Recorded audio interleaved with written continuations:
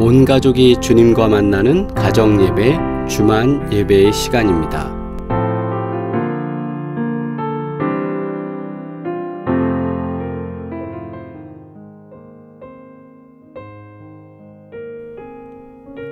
우리 시간 함께 기도드리겠습니다. 편안한 삶이 아니라 평안한 삶을 추구하며 이 땅에서 하나님의 사명을 감당하는 성도가 되기를 위해 이 시간 함께 3분간 기도하겠습니다.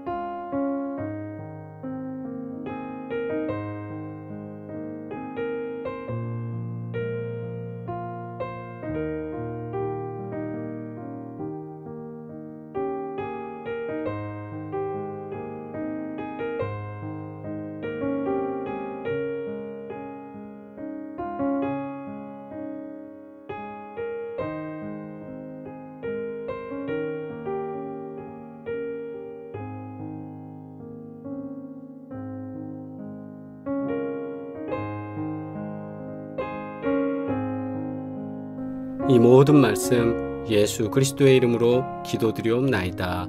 아멘. 함께 주님의 기도 드리겠습니다. 하늘에 계신 우리 아버지여, 이름이 거룩히 여김을 받으시오며 나라가 임하시오며 뜻이 하늘에서 이루어진 것 같이 땅에서도 이루어지이다. 오늘 우리에게 일용할 양식을 주시옵고 우리가 우리에게 죄 지은 자를 사하여 준 것 같이 우리 죄를 사하여 주시옵고 우리를 시험에 들게 하지 마시옵고 다만 악에서 구하시옵소서. 나라와 권세와 영광이 아버지께 영원히 있사옵나이다. 아멘. 온 가족이 주님과 만나는 가정 예배, 주만 예배의 시간입니다. 오늘도 주님께 예배 드릴 때 가정에 임하시는 귀하고 복된 주님의 은혜가 함께 하시기를 간절히 바랍니다. 우리 함께 시와 찬미 은혜 함께 찬양 드리겠습니다.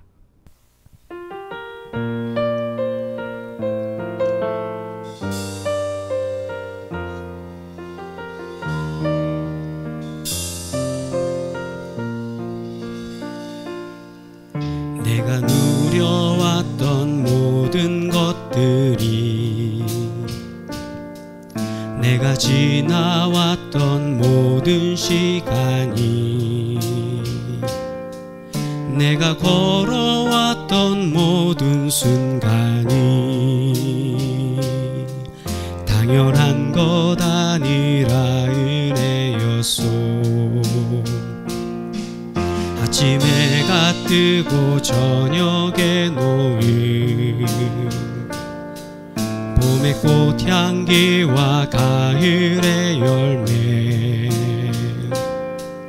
변하는 계절의 모든 순간이 당연한 것 아니라 은혜였소. 모든 것이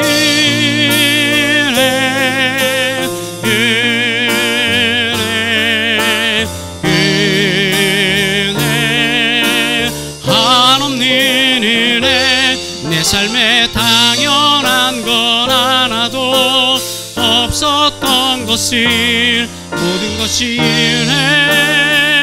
은혜였소. 내가 이 땅에 태어나 사는 것, 어린아이 시절과 지금까지 숨을 쉬며 살며 꿈을 꾸는 삶,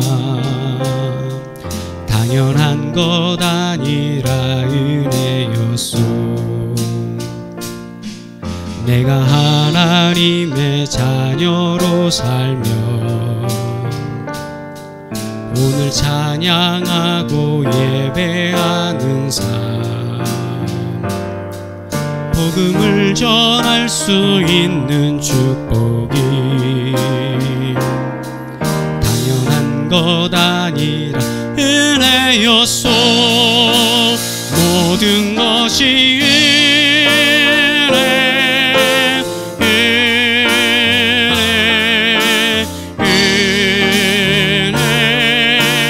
한없는 은혜. 내 삶에 당연한 건 하나도 없었던 것을, 모든 것이 은혜였소. 모든 것이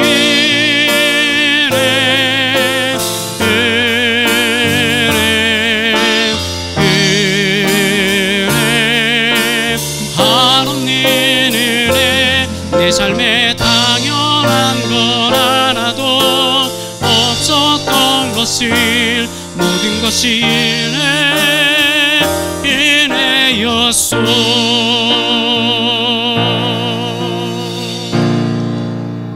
아멘. 하나님의 말씀입니다. 느헤미야 11장 1절로 6절 말씀 함께 합독하겠습니다. 백성의 지도자들은 예루살렘에 거주하였고 그 남은 백성은 제비 뽑아 10분의 1은 거룩한 성 예루살렘에서 거주하게 하고 그 10분의 9는 다른 성읍에 거주하게 하였으며, 예루살렘에 거주하기를 지원하는 모든 자를 위하여 백성들이 복을 빌었느니라. 이스라엘과 제사장들과 레위 사람들과 느디님 사람들과 솔로몬의 신하들의 자손은 유다 여러 성읍에서 각각 자기 성읍 자기 기업에 거주하였느니라. 예루살렘에 거주한 그 지방의 지도자들은 이러하니, 예루살렘에 거주한 자는 유다 자손과 베냐민 자손 몇 명이라.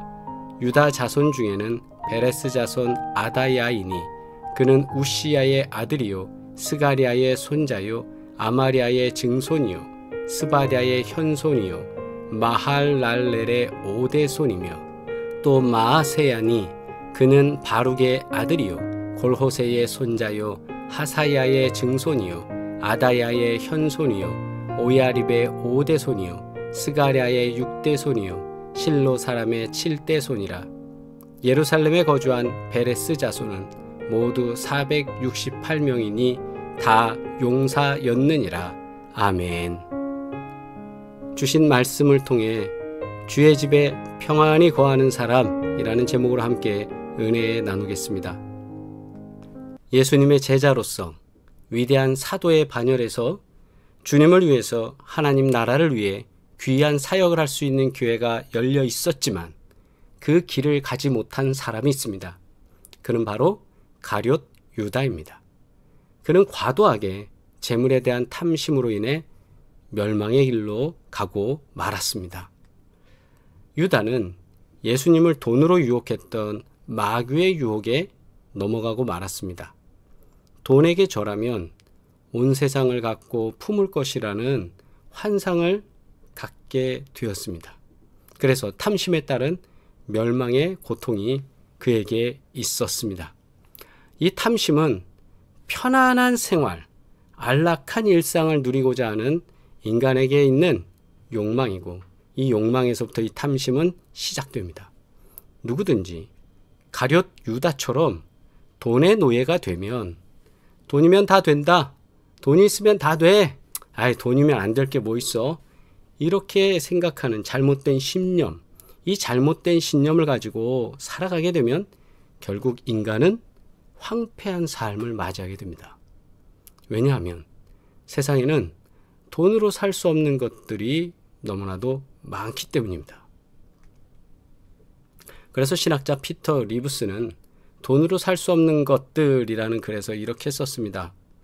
돈으로 사람은 살 수 있으나 그 사람의 마음은 살 수 없다.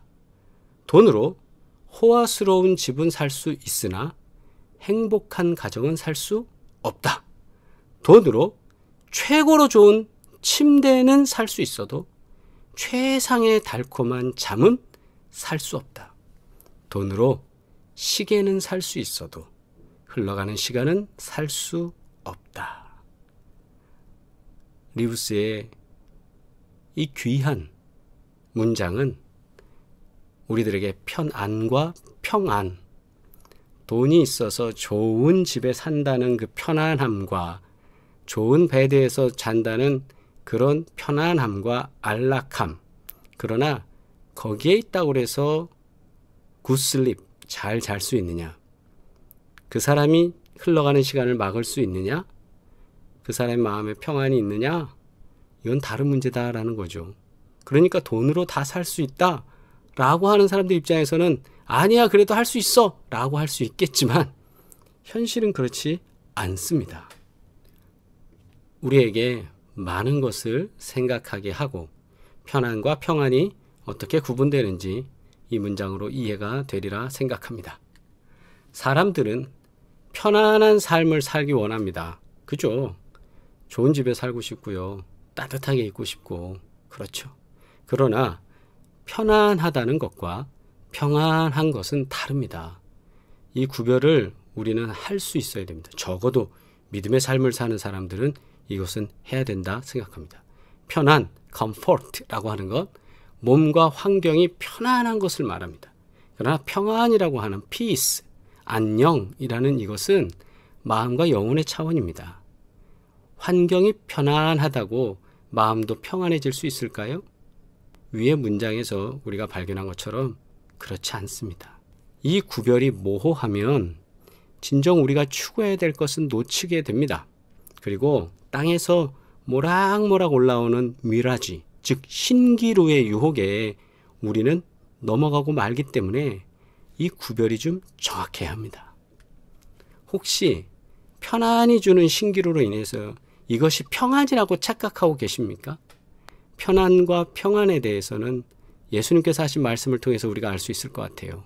요한복음 14장 27절에 평안을 너희에게 끼치노니 곧 나의 평안을 너희에게 주노라. 내가 너희에게 주는 것은 세상이 주는 것과 같지 아니하니라. 너희는 마음에 근심하지도 말고 두려워하지도 말라. 아멘. 우리 인생 가운데 주님의 평안이 가득하기를 기원합니다. 그죠? 세상이 줄 수 있는 건 편안함입니다. 그러나 주님이 주시는 건 평안입니다. 오늘 본문은 예루살렘에 도착한 유대 백성들이 성벽 공사를 이제 마무리했습니다. 그리고 거주할 사람들을 뽑는 내용을 담고 있습니다. 백성들의 예루살렘 이주와 전국 분산 및 성전 제사 제도의 확립을 보도하는 내용이 11장 12장에 제시되고 있는데요. 성벽 재건을 완료한 이후에 예루살렘 성을 표현한 느헤미야 7장 4절의 말씀을 보면 그 성읍은 광대하고 그 주민은 적으며 가옥은 미처 건축하지 못하였음이니라. 이 사실이 뭐냐 하면 성은 졌습니다. 성벽은 만들었습니다. 그런데 그 안에 도로를 만들거나 집을 만들거나 그 안에 다른 것은 하지 못했다라는 겁니다. 다시 말하면 좀 과격하게 조금 과장되게 말한다면 벽만 쌓았습니다. 그러니까 성벽만 중수된 것이지 주택이나 기반 시설이라는 건 전무한 상태였습니다. 누가 거기에 입주해서 살고 싶겠습니까? 아무리 신도시라고 그래도, 그죠? 아무것도 없는데 마찬가지예요. 벽만 만들어 놨습니다. 그래 놓고 그 안에 누가 들어가 살아야 될까 할 때 막막한 거죠. 어떻게 했습니까? 그래서 제비를 뽑은 거예요. 편안하다는 것을 이 당시에 찾아보기 힘든 상황이 되는 겁니다. 왜? 그 안에는 아무것도 없으니까요. 그럼에도 불구하고 성경 말씀의 흐름이라는 건 뭐냐? 주의 집에 거할 때, 그 성 안에 거할 때, 예루살렘이라는 하나님의 품 안에 거할 때 그 평안함을 얻기 위해서 오히려 불편한 것, 오히려 아무 기반 시설이 없고 집도 없다 할지라도, 그 고통의 장소라 할지라도 그것을 선택하는 사람들이 있어야 한다. 그 사람이 복을 받는다. 이것이 오늘 말씀이 주시는 핵심적인 맥입니다. 그렇다면 주의 집에 거하는 사람들은 어떤 사람일까? 궁금하죠? 그 사람들, 주의 집에 거하는 사람들을 보면 우리가 편안함을 추구하며 예루살렘 밖으로 나아가고 있는 사람인지, 불편을 감수하더라도 평안을 선택하는 삶을 선택하는 것인지, 예루살렘 성 안에서 성전을 지키는 삶을 살고자 한 그 사람들의 삶을 우리가 바라보면서 편안한 삶과 평안한 삶의 고민과 함께 우리가 어떤 편에 서야 되는지를 한번 결단하시기를 기원합니다. 첫째, 주의 집은 어떤 곳입니까? 할 때 주의 집은 부름받은 사람들이 거하는 곳입니다. 백성의 지도자들은 예루살렘에 거주하였고 그 남은 백성은 제비 뽑아 10분의 1은 거룩한 성 예루살렘에서 거주하게 하고 그 10분의 9는 다른 성읍에 거주하게 하였으며. 아멘. 말씀은 이렇습니다. 백성의 지도자들은 예루살렘에 거주합니다. 이건 강제조항. 그 다음에 남은 백성들 중에 10분의 1은 예루살렘에, 10분의 9는 다른 지역에 거주하도록. 그러니까 10분의 1이 뽑히면 그 뽑힌 사람은 예루살렘 성에 들어와라. 이게 이제 당시의 조건으로 사람들 앞에서 하는 겁니다. 다시 말씀드리지만 예루살렘 성벽은 재건되었어요. 그러나 성 안은 황폐해져 있어요. 그래서 사람이 살 수 있는 환경이 아니었기 때문에 사람들이 정착하여 성을 지키고 복구해야 할 사람들이 필요했습니다. 그래서 그들은, 그런데 백성들이 아무도 성 안에 들어와 살기를 원하지 않았습니다. 입장 바꿔서 우리라면 하겠습니까? 그래서 우선 백성들의 지도자들은 예루살렘 성에 거주하게 하고 제비를 뽑아 예루살렘 성에 거주할 사람들을 선택하게 됩니다. 제비는 사람이 뽑으나 모든 일을 작정하기는 여호와께 있느니라. 아멘. 이 제비를 뽑는 방식은 누구에게나 평등하다라는 개념인데요. 제비에 뽑힌 사람은 그저 운이 나빠서 뽑힌 것일까? 아니죠. 본문에 예루살렘 성을 거룩한 성 예루살렘이라고 표현하고 있습니다. 거룩한 성은요, 아무나 들어가서 살 수 있는 것이 아닙니다. 하나님의 선택을 받은 사람들이 사는 곳입니다. 그렇다면 저 제비는 운이 좋고 나쁨으로 뽑히고 안 뽑히는 것이 아니라 하나님의 선택이라는 것을 그들은 믿고 있었습니다. 그리고 우리도 지금 믿습니다. 야곱아, 너를 창조하신 여호와께서 지금 말씀하시느니라. 이스라엘아, 너를 지으신 이가 말씀하시느니라. 너는 두려워하지 말라. 내가 너를 구속하였고 내가 너를 지명하여 불렀나니 너는 내 것이라. 아멘. 하나님의 백성이 되는 것은 아무나 되는 것이 아닙니다. 예수님을 믿어 구원받게 되는 것이고, 우리가 하나님의 자녀가 된다라는 이 사실은 이미 창세전부터 계획하시고 하나님께서 그 은혜 가운데 선택되어진 축복의 자녀임을 믿으시기를 주의 이름으로 축복합니다. 우리가 부른 찬양 은혜라는 곡에서 믿음의 고백을 이렇게 하지 않았습니까? 내가 이 땅에 태어나 사는 것, 그죠? 어린아이 시절과 지금까지 숨을 쉬며 살며 꿈을 꾸는 삶, 당연한 것 아니라 은혜였어. 또 내가 하나님의 자녀로 살며 오늘 찬양하고 예배하는 삶, 복음을 전할 수 있는 축복이 당연한 것 아니라 뭐예요? 은혜였어. 여기서 나오는 것은 뭡니까? 이 찬양, 은혜라는 곡의 찬양은 내가 꿔서, 내가 해서, 내가 할 수 있어서 되는 것이 아니라 은혜로 주어지는 것. 즉 하나님의 집, 그 성전에 우리가 들어간다라는 건, 거기에 거주한다는 것은 10분의 1로 어떻게 되는 사람? 하나님께 선택되는 사람만이 된 것이다 라는 겁니다. 그래서 성전이 있는 예루살렘에 거주하기를 원해서 그렇게 남은 10분의 1의 유대 백성들을 보면 이것은 그들의 선택이 아니라 누구의 선택이요? 하나님의 선택이었음을 발견할 수 있습니다. 그렇듯 우리가 하나님의 집에서 하나님과 교제한다라는 것, 우리가 신앙생활 한다라는 것, 우리가 교회에 다닌다는 것, 우리가 예배를 드린다는 것은 우리가 하나님을 선택한 것이 아니라 하나님의 부르심을 받은 것임을 오늘도 마음에 간직하시길 주의 이름으로 축복합니다. 두 번째, 주의 집은 어떤 곳입니까? 그럴 때 주의 집은 자원하는 사람들이 거하는 곳입니다. 2절 말씀에 예루살렘에 거주하기를 자원하는 모든 자를 위하여 백성들이 복을 빌었느니라. 뽑혀간 것으로만 끝난 게 아니라 이들 마음엔 자원하는 마음, 자원하는 믿음이 있습니다. 다들 예루살렘 성 안에 살지 않겠다고 해서 제비를 뽑게 된 것은 사실입니다. 그리고 그중 가운데는 스스로 자원하는 사람도 있었습니다. 파스칼은 이런 말을 했다고 합니다.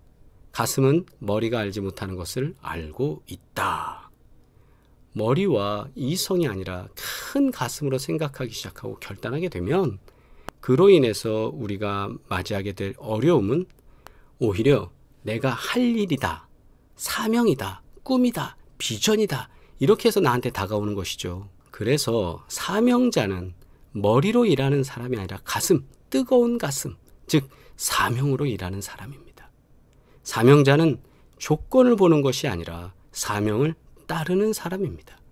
하나님은 자원하는 심령을 기쁘게 여기십니다. 주의 구원의 즐거움을 내게 회복시켜 주시고 자원하는 심령을 주사 나를 붙드소서. 아멘. 어차피 우리가 가야 할 길이라면, 또 어차피 우리가 순종해야 하는 것이라면 어떻게 해야 될까요? 자원하는 마음으로 하는 것이 훨씬 더 기쁘고 복된 길이 아니겠습니까? 진정한 순종이 바로 자원하는 심령으로 하는 것입니다. 예수님께서 십자가에 달리신 것도 억지로 하지 않으셨습니다. 자원하는 마음으로 우리를 위해서 그 십자가에 달리셨어요.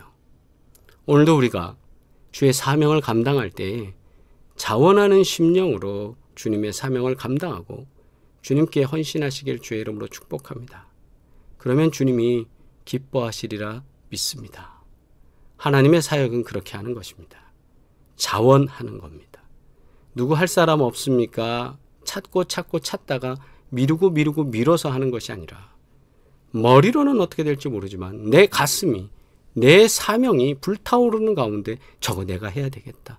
저거 내가 감당해야 되겠다. 저 일은 내가 해야 될 일이다. 라고 하는 사명 말입니다. 이 사명 있는 사람을 하나님은 쓰십니다. 그러므로 주의 집에, 교회에는 어떤 사람이 있어야 됩니까? 자원하는 사람들이 있어야 합니다. 세 번째, 주의 집은 어떤 곳입니까? 할 때 주의 집은요, 사명 있는 사람들이 거하는 곳입니다. 예루살렘에 거주했던 사람들은요, 지도자들, 제사장들, 레위인들, 그리고 성전 봉사자들입니다. 단 한 사람도 필요 없는 사람이 없고 모두 자신이 해야 할 사명이 있는 사람들입니다. 느헤미야 11장 23절 말씀, 이는 왕의 명령대로 노래하는 자들에게 날마다 할 일을 정해 주었기 때문이며 라고 기록됩니다. 심지어 노래하는 사람들도 날마다 할 일이 주어졌습니다. 온 예루살렘 사람들이 정신없이 분주하게 일하고 움직이고 있는 성 안의 모습 한번 상상해 보십시오. 얼마나 활력이 넘치겠습니까? 바로 이 모습이 하나님이 이루시고자 하는 주의 집의 모습이 아닐까 합니다. 하나님의 일을 하느라 정신없는 것이 축복입니다. 왜냐하면 하나님은 일한 성과대로 우리에게 상을 베풀어 주심을 믿으시길 바랍니다. 교회 안에는 일거리가 부족한 것이 아니라 늘 일꾼이 부족합니다. 그래서 주의 집은요, 주님을 위해 할 일이 많은 사명이 있는 사람이 거할 수 있는 곳입니다.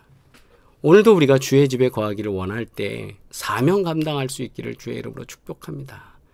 주일에 교회를 가면 예배 전에 분주하게 하나씩 뭔가를 찾아서 하시는 모습들을 봅니다.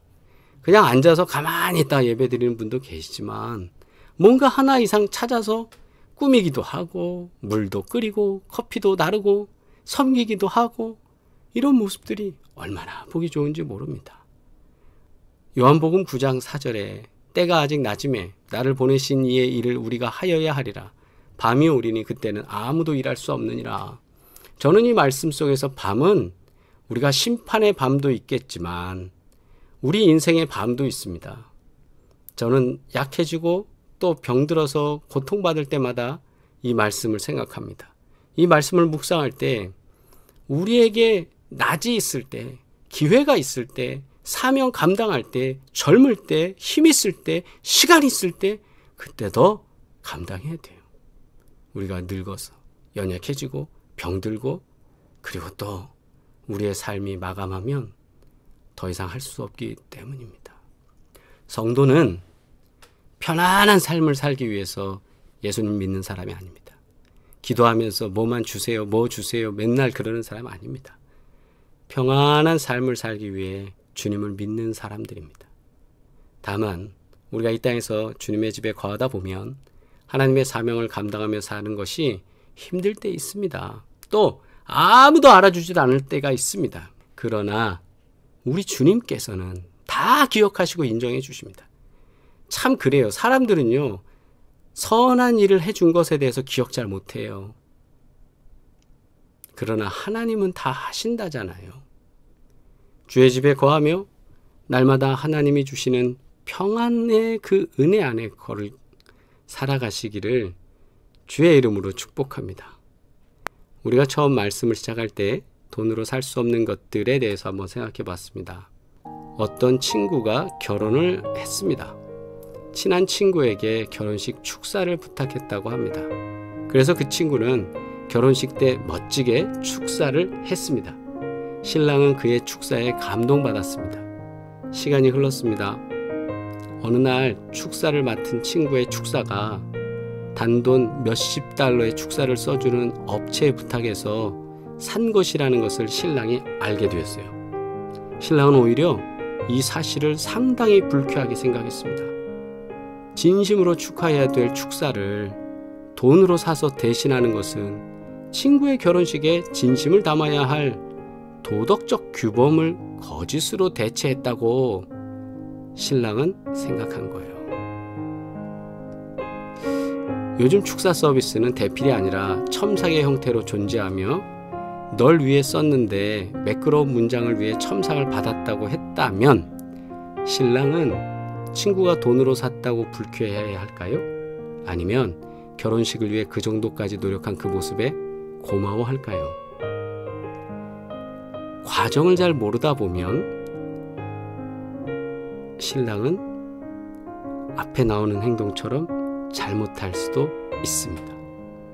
마이클 샌더리라는 교수는 이렇게 말한 거예요. 그의 책 돈으로 살 수 없는 것들에서 이것을 예시로 보여주면서 이 시대를 향해 묻습니다. 축사를 맡은 친구의 진심은 단순히 돈으로 처벌하는 것이 아니었을 겁니다. 그러나 결과가 왜곡되면 신랑의 마음이 이렇게 상할 수도 있습니다. 돈이라는 것은 진심을 풍요롭게 만드는 도덕적 효과가 있다고도 합니다. 그런데 문제는 결과적으로 볼 때의 시각과 과정을 중시하는 시각, 그리고 결과와 과정보다도 의도를 중시하는 시각 등 다양한 관점에 따라 이런 것들, 이런 일들도 재구성되고 재해석될 때가 있다는 것을 우리는 깨닫게 됩니다. 돈이 다 된다는 건 아니죠.